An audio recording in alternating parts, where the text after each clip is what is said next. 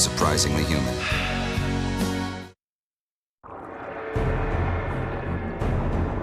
The bull shark is the bad boy of the shark world, thought to be responsible for more attacks on people than any other shark. Their ferocity is the stuff of nightmares. Pound for pound, they are the ultimate killer shark. Last year, I travelled to Queensland, Australia, to investigate 3 potential bull shark attacks. The first in the surf zone at the mouth of a river. The second on a man swimming at night in an inland lagoon.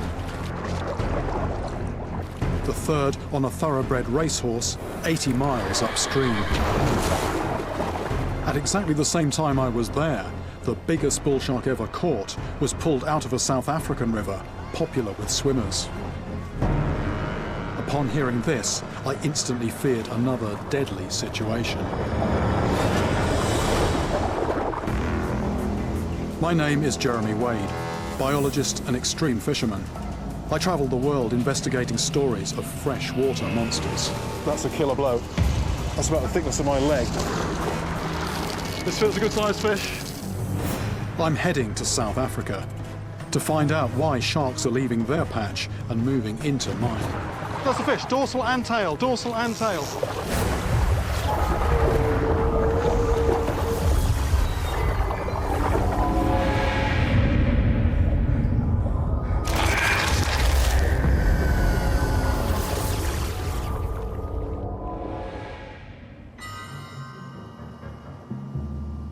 January 2009, a series of unusual sightings in the Breede River, South Africa, kick-starts an investigation. What the scientists discover shocks both the scientific and local communities. For not only is this river inhabited by sharks, it is home to the biggest bull shark ever caught anywhere in the world. Measuring 13 feet in length, it is more than 3 feet longer than the previous record. A year later, the team is back to see if they can discover why it was here, why it was so big, and if that giant was alone.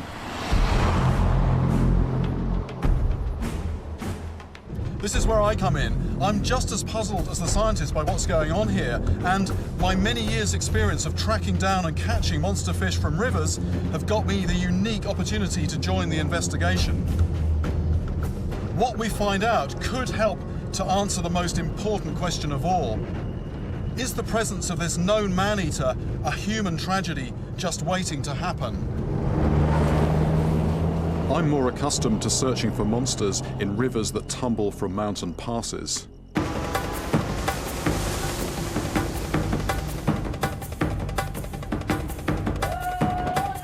Or investigating tribal myths in tropical jungles. Places very remote from our modern world.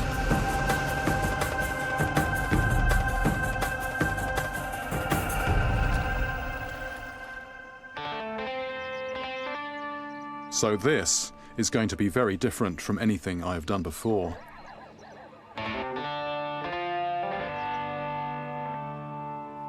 This is the sleepy fishing village of Witstrand, in a remote corner of South Africa. Not the place I would normally hunt for a river monster.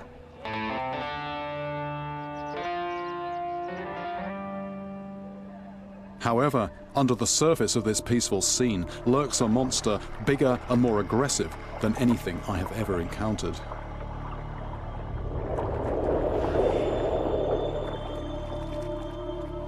But how can a saltwater shark survive in freshwater?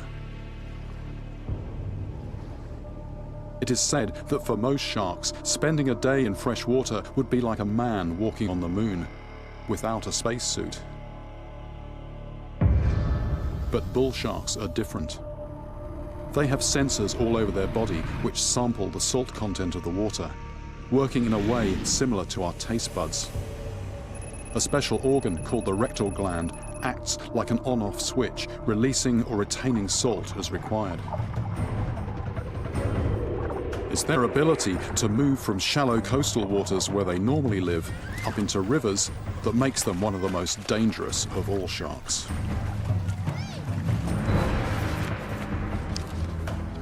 I've investigated fatal attacks in Australian rivers, but bull sharks have also attacked in the Ganges in India, the Tigris in Iran, in Lake Nicaragua, and even in the US in New Jersey's Matawan Creek. And now one has been found here in the Breda River. Only this one was much, much bigger. Swimming undetected where people swim. Perhaps freshwater rivers are no safer than the open sea.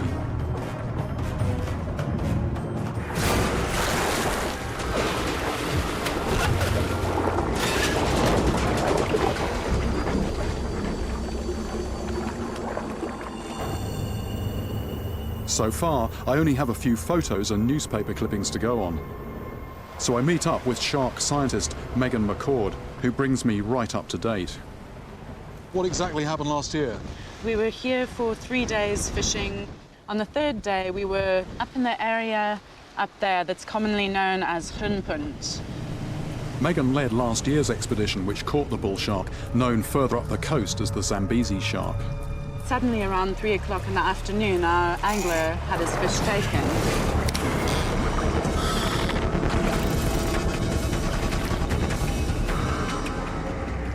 About 2.5 hours later, we managed to see that it actually was a Zambezi shark. What are you hoping to find out this year? This year, Jamie, first of all, we want to find out whether that shark was just a once-off in the system. We're really counting on you to catch us another animal. Normally, I head out on my expeditions to unpick a riddle and satisfy my own curiosity. But this time, I have a scientific team depending on me.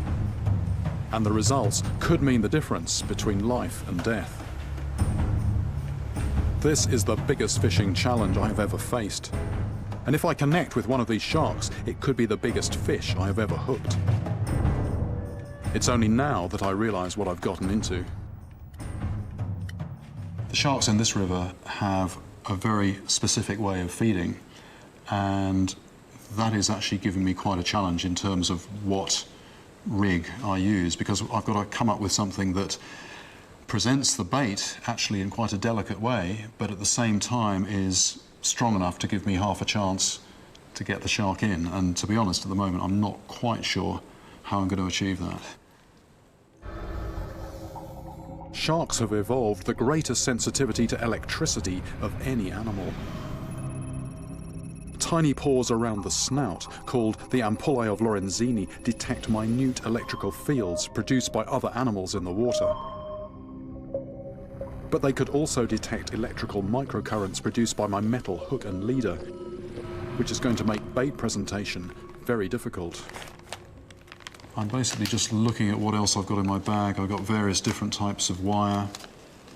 I've got smaller hooks. Yeah, I think basically I just have to play around with stuff for a few hours and just see what I can come up with.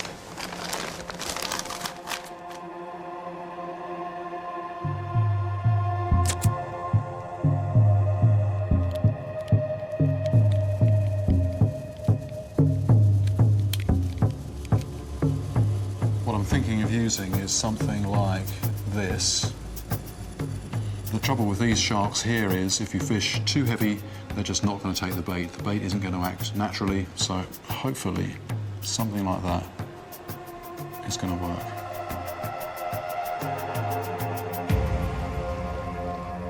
It's hard to believe that once I've caught a potential man-eater, the scientists will release it back into the river, like putting a fox back into the chicken coop.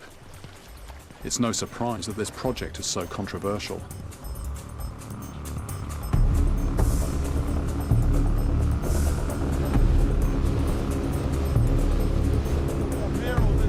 With my rig built, I team up with skipper Mark Woof. He has years of experience fishing the Breda River. His knowledge will be invaluable if I'm to catch myself a big shark. We head to the spot where the team caught the monster last year. To catch sharks in the Breeder River, you first need live bait. This feels good bait size. Very strong. Oh, there it is. I only use live bait if I have to, and this is one of those occasions. The sharks in this river will eat nothing else. I think that's why they're called a grunter. You can hear that noise it makes. I'm hoping the grunter struggling on the line will have caught the attention of a shark. I transfer it to my heavier gear and get it straight back into the river.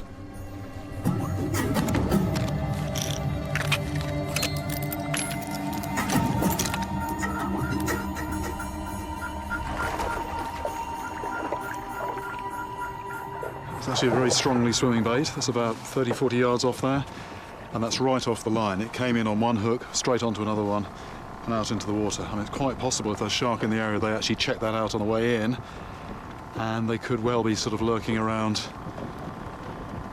eyeing that up. I'm using a balloon rather than a conventional float, attached by a thin rubber band. This allows the bait to swim freely in mid-water. But when a shark takes, the balloon will break away, so the shark won't feel any resistance, which could make it drop the bait. I will then begin a count of 20. I have to know that the shark has properly taken the bait, so that when I tighten up, my circle hook will pull into the corner of its mouth.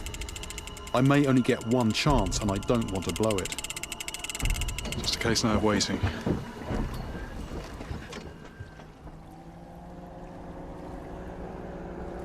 On the surface, this place is an earthly paradise, in sharp contrast to the picture underwater, where there lurks a beast that is the embodiment of savagery. Is the shark taken out, or is that the bait just running? It's not shooting out at speed. Ah, yes, there we go. 1, 2, 3. From the moment the bait's taken, the speed of the run tells me this has to be a shark. 9. Anchor up, please, anchor up. And nothing else in this river could engulf a bait that size.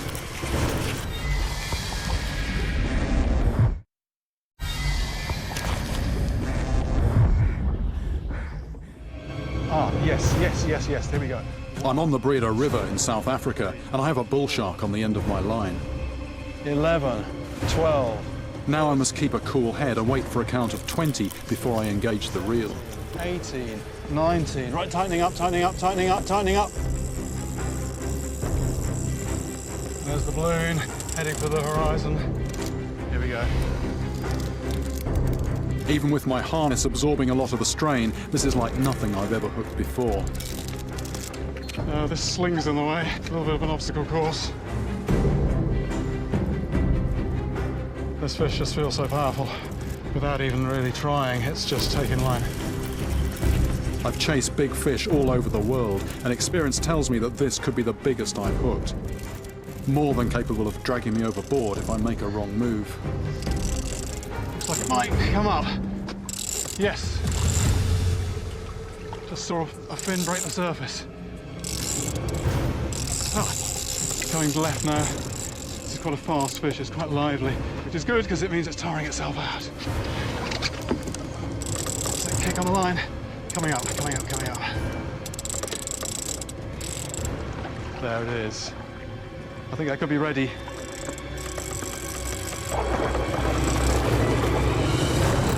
Oh!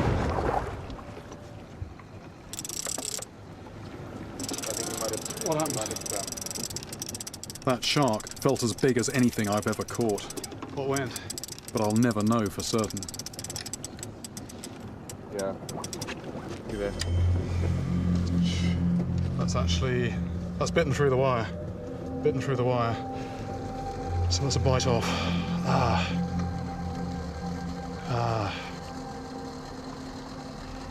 Score 1 to the fish. I was overconfident. I thought I was bringing the shark in, but now I realized the shark was bringing the fight to me. I could see it was large, but it was not the 1,000-pounder caught last year, which means there's more than one shark using this river, and that's a concern to everyone living here.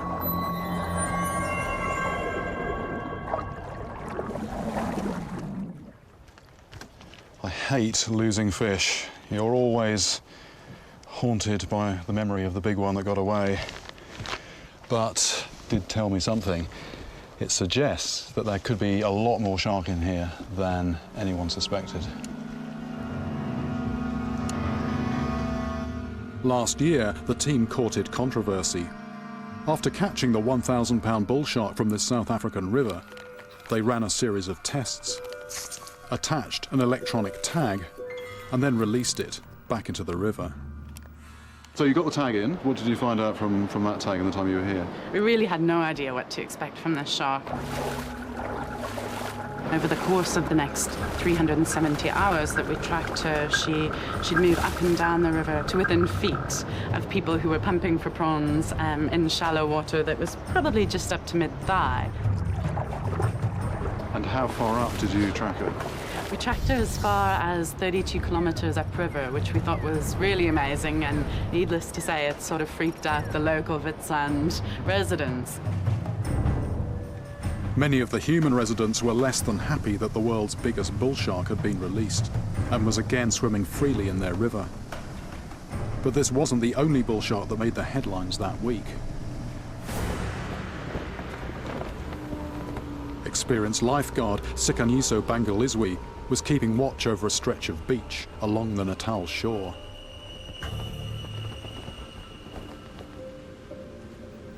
He went out on a training swim on a route he had swum many times before. The unprovoked attack came out of the blue.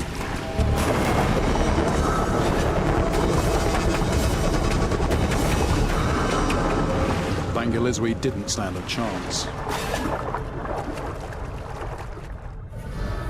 Close inspection of the wounds on Bangalizwi's body confirmed that it was a bull shark that attacked and killed him. Even though this attack happened 600 miles up the coast, it still helped to stoke the anger in Witstrand's riverside community.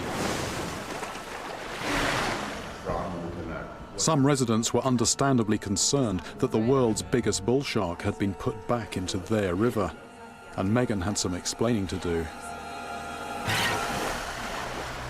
She even received serious threats for her part in releasing the shark.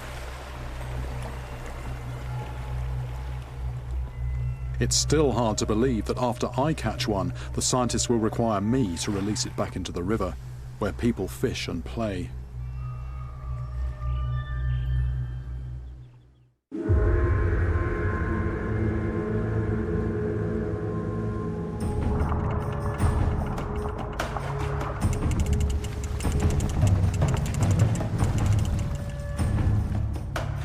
Oh, 1, 2, 3. I've been given a second chance, Anchor up, please, anchor up. and I'm not going to let this one get away. Tightening up, tightening up, tightening up, tightening up. Okay, right, we're on, we're on, we're on, we're on.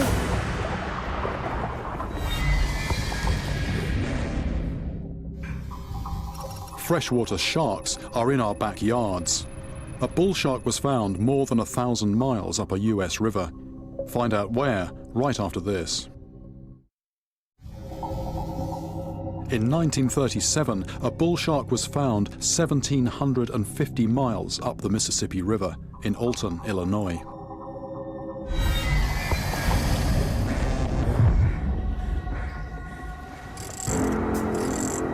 I'm in South Africa on the Breda River. I've hooked a creature so strong there's no way it should ever be in this river. And it's running, that's running, it's running. Look at that, it's really cutting sideways there, really cutting sideways. Oh, that was really heart-stopping when it suddenly goes slack and you think it's off, and then it's there's tension there again. It's probably kicking or rolling on the line even. This apex predator is not accustomed to this kind of treatment. Here he is. Instead of running away, it's coming in to check me out. I can't imagine what the shark is making of this experience. It's gone again. With a lot of fish, you see them up on the surface, you see them close in, you think that's it, they're nearly done there. I think this one was just coming up partly out of curiosity. What's all this? What's happening? Now he's checked me out. He's not coming anywhere near again. Last time, the shark brought things to an early end by rolling on the line. This one seems set for the long haul. 2 hours. 2 hours. It's a different phase of the fight now. It was tearing around, you know, using speed in the early stages. There it is again, there it is again, there it is again.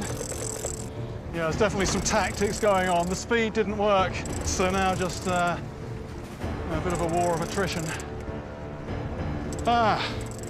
This is punishment. 2 hours into the fight, the shark begins pulling the boat towards some shallows. We're under 3 meters now.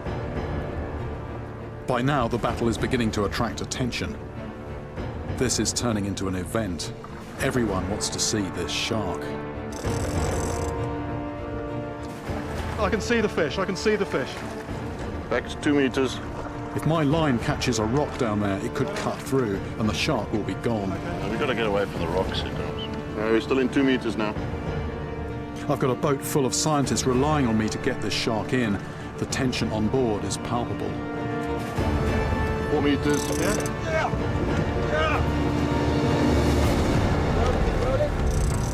Okay, I've got the line. If it goes, it can go without the line catching anybody. Put that line around the... Right, have you got the tow strap round? Yeah. Good, okay, brilliant. Got a good hold? Yeah. Okay. This is my biggest catch ever, and 2.5 hours is by far my longest fight. It's astonishing to think that I've hauled this beast from a river. Oh, I do. Yeah. But I was lucky to get it in at all, because it was foul hooked in the side, snagged on a flap of skin between the gill slits.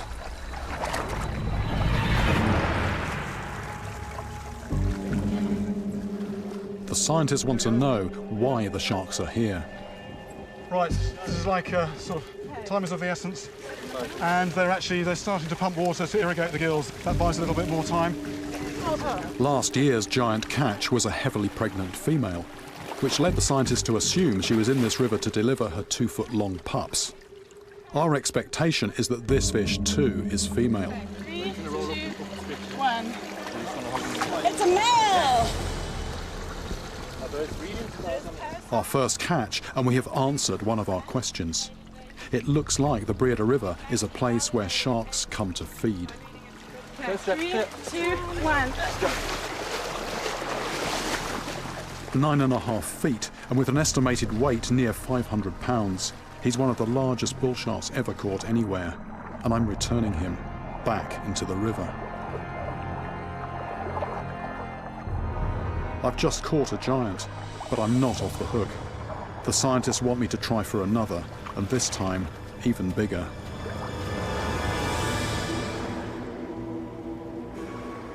There is heated controversy about returning the sharks to the river, where people swim and play. But unlike bull sharks elsewhere in the world, these bull sharks have never attacked a person. So what makes the Breeda River sharks so unusual? Hunting for clues, I talk to local fishermen who fish these waters for grunter and cob. Do they weigh it? This one here. Cobus Veed is a fisherman and a kite surfer. He's been here for 50 years and has had his fair share of shark encounters. Every year there's a swingala over here, over there. And I mean, we're not scared of the sharks actually, because they don't attack people. I've never heard of a bull shark attacking anybody. So actually we're very lucky. And any thoughts why that might be? Maybe they don't like the taste of human blood. And you're confident that if you just take basic precautions, you're perfectly happy about going in the water yourself? Yes, absolutely. Although when you're down in the current, you know, and you fall down, then for a fraction of a second you think, oh, I better get up. This is my... Eugene Boykus is one of only a handful of commercial fishermen left in Vitsand. His knowledge of sharks has been passed down through his family. That's a handline. Yeah. Are you surprised that no people have been attacked? Yeah, you know, there's such a lot of food in this river. It's such a healthy system. I think that's why they're not going to be interested. Obviously, when somebody's standing in the water, there's a vibration there, you will come and investigate. and he'll see, okay, this is not what I want, you know, then he'll just swim off type of thing. But maybe when there's a year where there's not such a lot of food in the river and all that, there could be an attack. You never know. Just had a call from Paul, one of the team, that there's been a shark attack right off the harbour wall.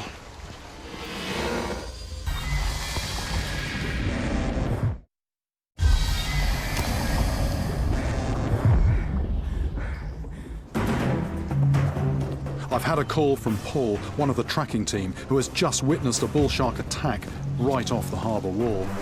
This is the victim, is it? It was incredible. I just put the boat alongside and heard a giant splash about 20 yards off the harbour wall here. There was a giant pool of blood. The fish floated up to the surface. One of the reasons bull sharks got their name is because they are known to ram their prey before they kill it. This can clearly be seen by the marks along the side of this cob. So you reckon it's actually just hit it from the side, and then when it's floundering in the water, just came along and just. I mean that is just muscle, but that's a killer blow, isn't it? I mean the fish straight through. A battering ram armed with razor-sharp teeth. That's about the thickness of my leg, which is quite disconcerting. It's gone right through the backbone as well, just clean through. This is actually the biggest cob that I've seen so far, and that is without the final third, which is out there somewhere inside a shark. Witnessing how they hit monster-sized prey makes me even more determined to land a monster-sized bull shark.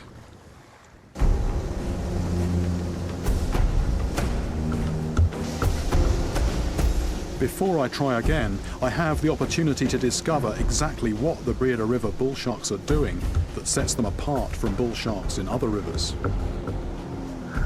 We head out to track the shark that I caught and released. The acoustic tag, which we secured to the back of the shark, transmits a signal which we hear as a ping on our hydrophone. The clearer the sound, the closer the shark. Yeah, so a bit further up here. Right. Maybe the hint of something. We might be just out of the main range.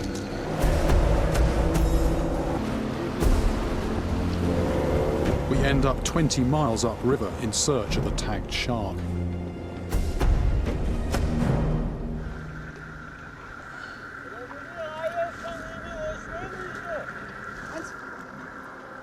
Apparently the guy there just said, you mustn't catch sharks here because we swim here. I'm not quite sure what the logic of that is. I think, you know, whether we catch them or not, they're here. Apparently the big one last year was tracked right past these houses on several occasions. Yeah, meanwhile, the one that we're looking for at the moment, no sign, or shall I say no sound of it. We turn and retrace our steps back downriver, searching as we go. Eventually, we come across a group of fishing boats just off Fitsand. A couple of fishermen have just had a very close encounter with a shark. Teeth marks there, teeth there, teeth there. Just trying to get a look at that. He had him in its mouth. The shark tried to steal their catch as they brought it in. So I know there's a shark here, and it's hungry.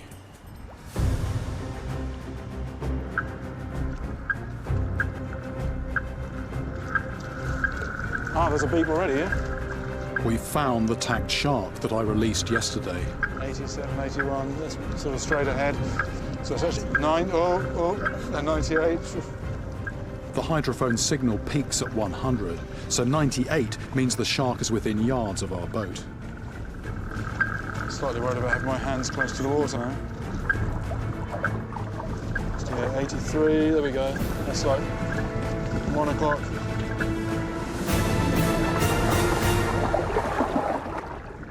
According to the hydrophone, the fish has been, you know, right under that boat. And I'm just listening to the beeps and looking at the screen, and then when I get the strongest signal, I hold it here, I look up, and look, it's just pointing straight at the boat. The Breeda River bull sharks have learnt to shadow fishing boats, waiting for fish to be hooked, then taking them off the line.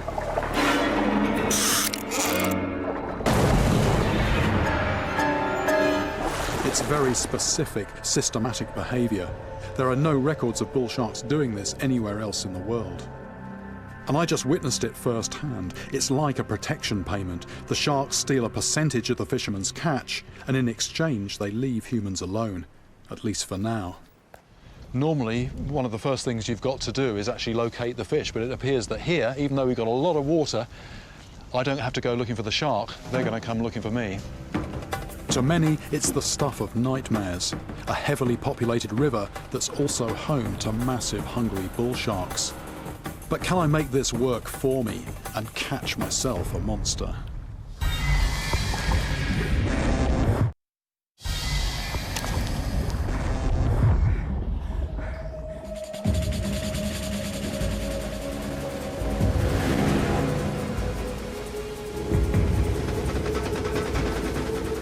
The Breeda River sharks have learnt to steal fishermen's catches from their lines. Unique behaviour not recorded in bull sharks in any other river in the world, which might explain why they are so big in this river. They will actively hunt down fishing boats, lie in wait until the fishermen make a catch, and then bolt in to take an easy meal.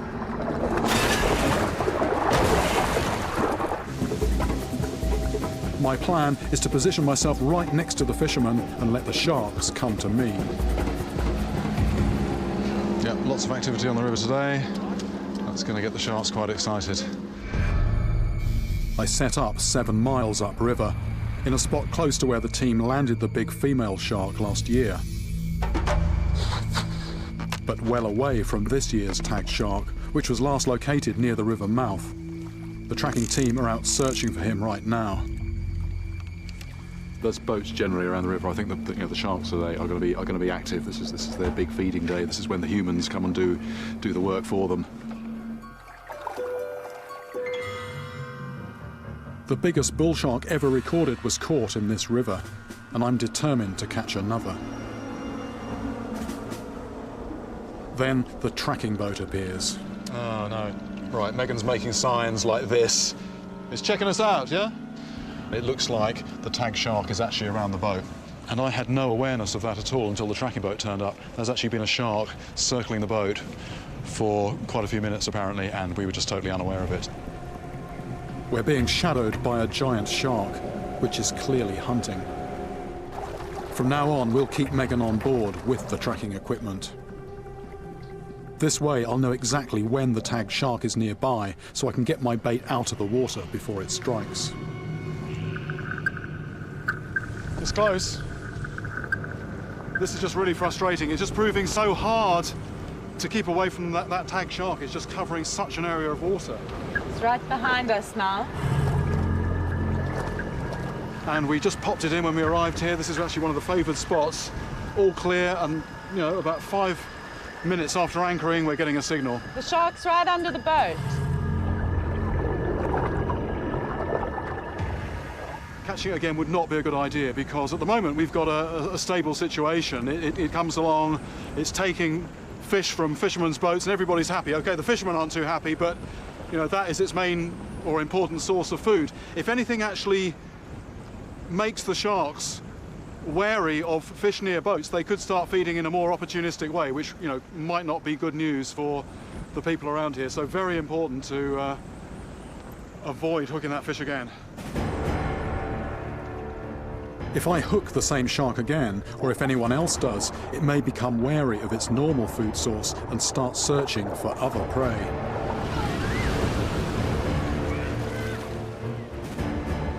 We move on once again. We're learning so much about the behaviour of the bull sharks in this river that the scientists are desperate for me to make another catch. The capture of the male shark told us that they're probably here to feed. And the tracking showed us that they're actively following fishing boats for an easy supply of food. Catching another big one would confirm the Breeda River as home of the monster sharks.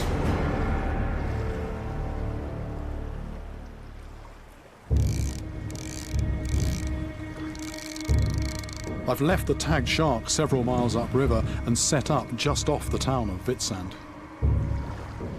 This is what I use for glass tigerfish, Nile perch, things like that. 80-pound line, So a big shark on here would be very interesting. I might actually just try pulling the bait a little bit. You know, if there's a predator watching, sometimes just a little bit of movement, you know, it's thinking about it, it's thinking, do I want it, don't I want it? But it's got time to think about it. If you move it, suddenly it can be like a reflex. They'll just bang, they'll hit it. Something had to go. Yeah, wait a minute. The balloon is gone. 1, 2, 3. This could be the monster I came here for. It knows it's hooked now. This feels a good sized fish. Oh, wait a minute. What's happened there?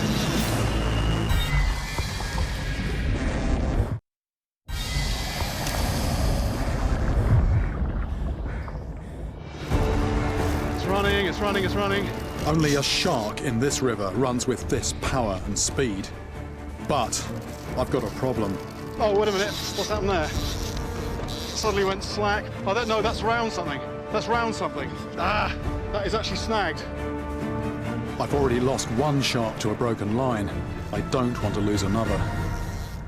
I can still feel the fish. If we can go back, Mark. Need to get it off that snag, whatever it is. This is not good.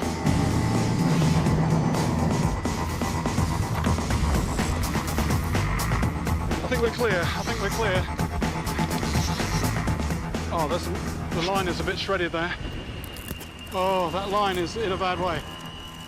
This shark has taken the line round some debris on the bottom, and even though it hasn't gone through, it's very badly frayed. I'm only on about, I don't know, might only be 50% strength on the line. My line is wearing through, but if I try to bring the shark in too quickly, I could lose it. I'm just so nervous because I know the line's not in a good way. 1 hour and 1 mile further upriver. A friend of mine who's caught bull sharks said to me, bull sharks will, you know, they're not like something like a mako shark, which is a real speed merchant. A bull shark is very solid, very muscular. It'll just like take you for a walk. I feel like a 6-year-old child taking a Rottweiler for a walk. It feels bigger and stronger than the other shark. It's just getting more lively all of a sudden. It's right under the bow. If we can go left, all right. Okay. 3 miles from where I hooked the shark, and it's still pulling the boat. People who say catching fish doesn't cause any pain, which they're wrong. My back is killing me. Not to mention where the rod butt is jammed. Oh dear. It's going to be an interesting colour, I think, after the end of all this. As the hours pass, the shark continues to drag the boat up the river.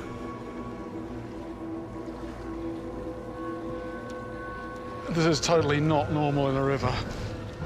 I had a giant stingray on for 2 hours, but we've gone past that. It must be now 2 3/4 now. The fight is now heading towards its 3rd hour. The shark has taken the boat and me 4 miles upriver. It might come up, it might come up. Coming towards the surface. That's the tail, that's the fish. Dorsal and tail, dorsal and tail. First time it's broken the surface. It's going to show again. That's the dorsal. Ah, wait, it's under the boat, it's under the boat. Back, please, back, back, back, back, back, back. So last, here we go. Right, now absolute concentration. If I say let go, just let go, all right?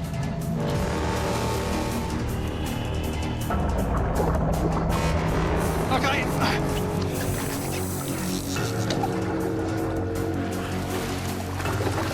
The gaff is necessary to hold the head up, but it barely punctures the tough skin. Bloody hell! It's not really gaff, is it? This is going to break the gaff. It's going to break the bloody gaff.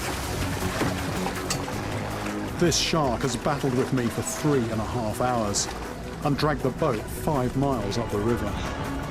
Get to the bank, I think. You just need to get to the bank. You guys need to get off. Never had a fight anywhere like that long before. That's almost double the longest fight I had with a freshwater stingray. And those things just glue themselves to the bottom. Wow. Right, the gaff's now out. This bull shark is definitely larger than the last one I caught. We'll keep it alive while the team takes samples, measure it and insert the acoustic tag. Then get it back into the river. Sharks can't actually pump water over their gills, so I'm wedging the mouth open with a bit of wood and just shoving water in its mouth. Yeah, It's another male bull shark, 9 feet 10 inches long and more than 500 pounds. The biggest fish I've ever caught and one of the largest male bull sharks ever landed. tags are there, samples taken, parasites, all the rest of it. Very quick operation. But this thing, having been so strong for so long, is now just feeling a bit like I am. So we just need to get it revived.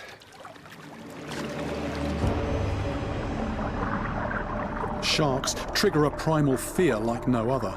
And even though it's utterly exhausted after fighting with me for nearly 4 hours, this bull shark can still prompt a nervous run for land.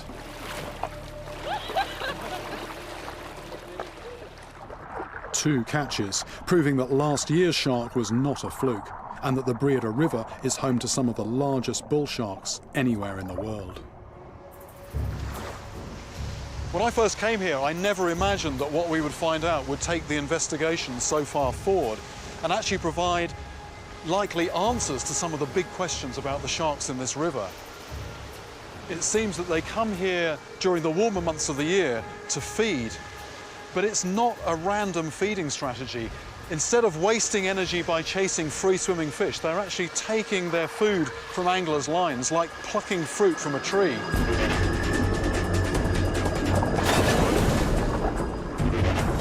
It's a very efficient way of feeding, and perhaps this explains why the sharks in this river are so big. This easy food source also possibly explains why there have never been any attacks on humans. And as long as the numbers of those small fish remain healthy, this remarkable coexistence between humans and potential man-eaters should continue.